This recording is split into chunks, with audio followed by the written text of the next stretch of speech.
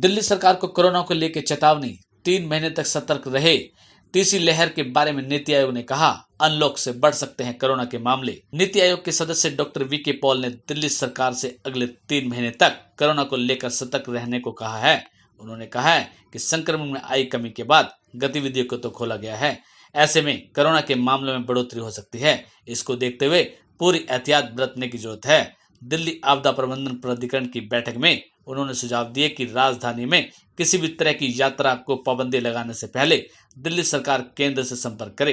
Doctor Paul ने कहा कि दिल्ली में फिलहाल संक्रमण दर कम है, लेकिन वायरसों में हो रहे बदलावों और अनलॉक को देखते हुए सावधान रहें और संक्रमण की रोकथाम के लिए चल रही सभी जरूरी प्रोटोकॉल का पालन इसी तरीके से जारी रहे।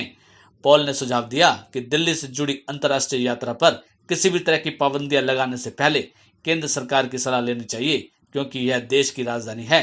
बैठक में दिल्ली के मुख्य सचिव विजय देव ने निजी सेक्टर के पास बिना इस्तेमाल के टीकों का भंडार पड़े होने का मुद्दा उठाया।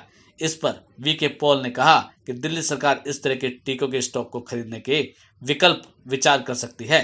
इससे अधिक लोगों का टीकाकरण किया जा सकता है।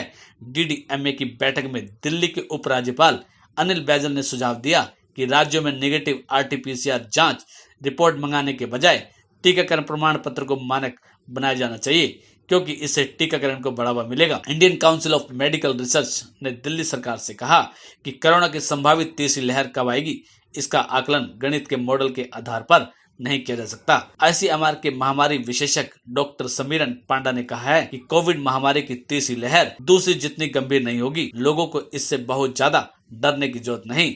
हालांकि बचाव के उपायों को अपनाने में भी कोई कोताही नहीं बरती जानी चाहिए। साथ ही अगली लहर को लेकर सभी सावधानी बरतनी चाहिए।